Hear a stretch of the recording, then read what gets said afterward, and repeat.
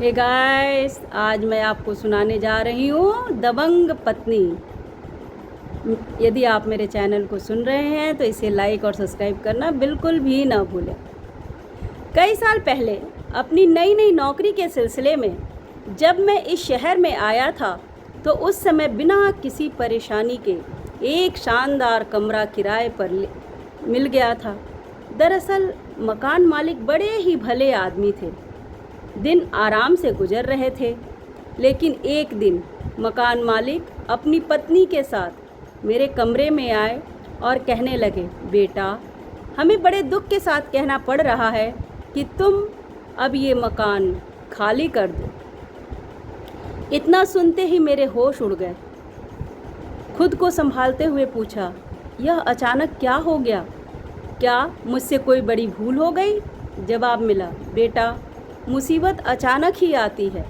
हमें अभी अभी सूचना मिली है कि हमारे साले साहब का तबादला इसी शहर में हो गया है।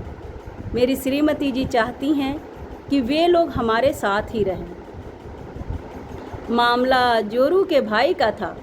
मैं समझ गया कि बहस करना बेकार है।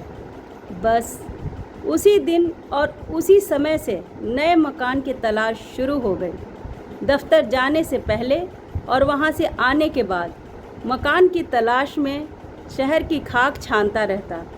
जहाँ जाता सिर्फ एक ही सवाल पूछा जाता, क्या आप शादीशुदा हैं? हम अपना मकान बाल बच्चेदार को ही देंगे।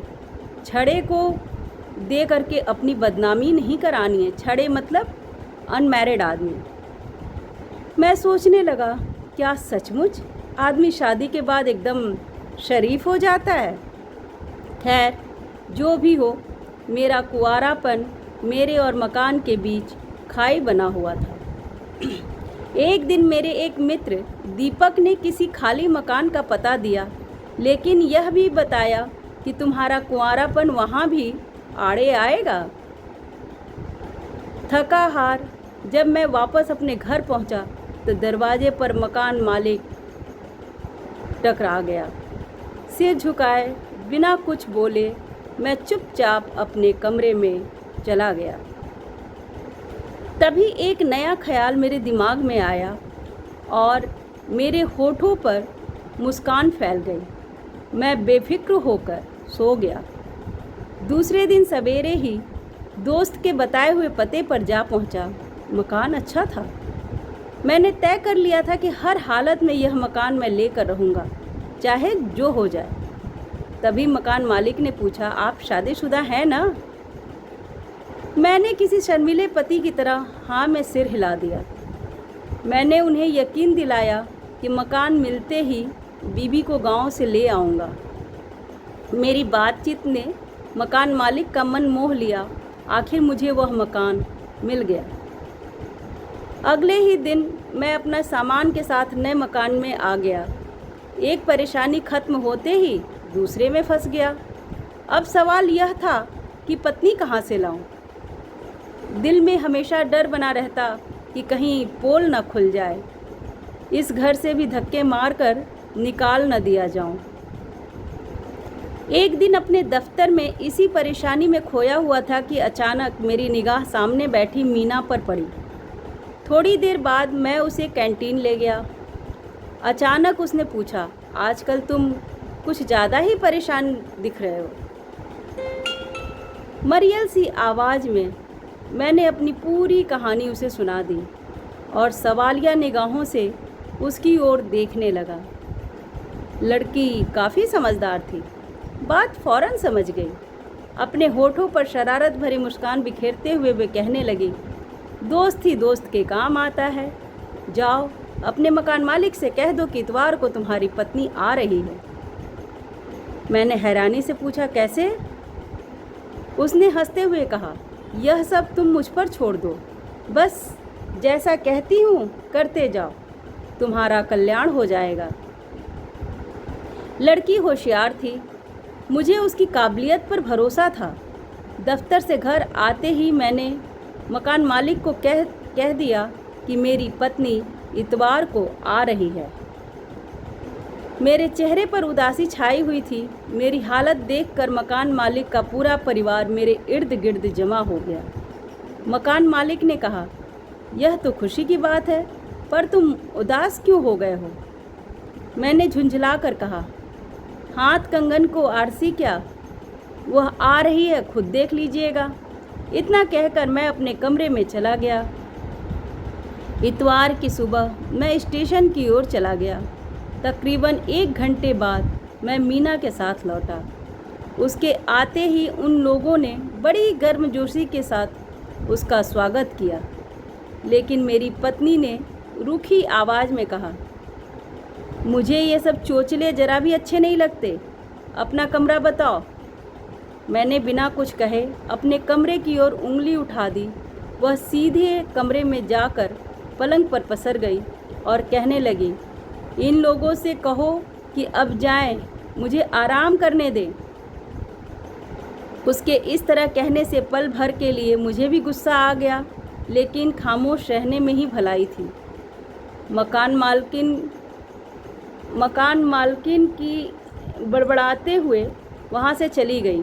अपनी कामयाबी पर मैंने मीना से हाथ मिलाया। थोड़ी देर बाद अपने हाथों में डब्बा और थर्मस लिए मैं कमरे से बाहर निकला। मकान मालकिन मुझे हैरानी से देखने लगी। मैंने कहा, चाची जी, मैं ज़रा बाज़ार जा रहा हूँ, उसके लिए होटल से खाना और चाय लेकर बस अभी लौटता हूँ। आप उसकी बातों का बुरा न मानें, वैसे वह दिल की बुरी नहीं है। मेरे बाज़ार से वापस आने तक उसके पास ही बैठें तो बड़ी मेहरबानी होगी। मैंने उसे सब समझा दिया है, हो सके तो उसे दुनियादारी की बातें समझाइए, अभी नई है ना, धीरे धीरे सब सीख जाएगी। तकरीबन 1 घंटे बाद जब मैं लौटा तो घर का सीन ही बदला हुआ था। मेरी पत्नी यानी मीना अपनी कमर में दुपट्टा लपेटे किसी भूखी शेरनी की तरह मकान मालकिन पर झपट्टा मारने को तैयार खड़ी थी। उसकी आंखों में चिंगारियां बरस रही थी। उधर दूसरी तरफ मकान मालकिन को संभाले उनकी लड़कियां गुस्से से उबल रही थीं। मुझे देखते ही मेरी पत्नी दहाड़ी, इसीलिए लाए थे कि कोई ऐरा गैरा नत्थु खैरा मुझे यहाँ बेइज्जती करता रहे। यह बुढ़िया मुझे पवित्रता के गुण सिखा रही है। बड़ी आई सती सावित्री, क्या समझती है अपने आप को? मुंह नोच कर रख दूंगी इसका। अभी पत्नी की दहाड़ खत्म भी नहीं हुई थी कि मकान मालकिन ने रेंगना शुरू कर दिया। ए मिस्टर, निकालो इस परकटी लोमड़ी को हमारे घर से, मैं इसे एक पल भी यहाँ रहने नहीं दूंगी। पत्नी बीच में ही चीखी, यहाँ रहेगी मेरी जूती, मैं तो थूकती भी नहीं ऐसे मकान को। मकान मालकिन दहाड़ी, निकालो इसे बाहर, वरना आज किसी एक का खून हो जाएगा। दोनों एक दूसरे पर झपटने की कोशिश करती रहीं। इधर मैं और उधर मकान मालिक अपनी बीवी को संभाले हुए खड़े थे। मैंने अपनी पत्नी को कमरे के भीतर धकेलकर बाहर से दरवाज़ा बंद कर दिया और मकान मालकिन से माफ़ी मांगने लगा। मेहरबानी करके चुप हो जाइए, अभी तो इसे गांव वापस नहीं भिजवा सकता। अगर यह मेरी पत्नी है तो जब तक चाहे रहेगी, आप कहेंगे तो जल्दी ही आपका मकान भी खाली कर दूंगा। अब क्या मुंह लेकर रहूँगा आप लोगों के बीच में। अगली शाम को जब मीना और मैं घर आए तो देखा कि दरवाजे पर मेरे माता पिता और मीना के माता पिता दोनों ही खड़े थे और 2 टैक्सियाँ और 2 टेम्पो से सामान उतर रहा था। मीना लपक कर अपने माँ बाप के गले मिलने लगी और बोली, यही है मनोज, और ये मनोज के माता पिता हैं। मेरे माता पिता बड़े प्यार से मीना से मिले। माँ ने तो मीना को गले लगा लिया। अरे मेरे बुद्धू बेटे को इतनी होशियार और सुंदर लड़की कैसे मिल गई। मीना के पिता ने कहा, मनोज चलो मंगनी की रस्म पूरी करते हैं, पर यहाँ नहीं, मकान मालिक के ड्राइंग रूम में। मैं भौचक्का सा सबका मुंह देख रहा था। मीना बोली, अरे ये उल्लुओं की तरह क्या देख रहे हो, मेरे माता पिता को नमस्कार करो, ये आज से तुम्हारे सास ससुर यानी माँ बाप जैसे हुए ना। अपनी कामयाबी की खुशी को छिपा पाना मेरे लिए मुश्किल हो रहा था। मैं भागता हुआ अपने कमरे में चला गया और मारे खुशी के मीना से, जो मेरी पत्नी बनी भीतर बैठी थी, जाकर लिपट गया। लेकिन मुझे क्या मालूम था कि मकान के लिए खेला गया नाटक आगे चलकर सच्चाई में बदल जाएगा। आज मैं उसी मीना का इकलौता पति हूँ और वह हमारी प्यारी सी बीवी। गाइस, आपको ये कहानी अच्छी लगी हो तो इसे कमेंट्स करना ना भूलें। Thank you.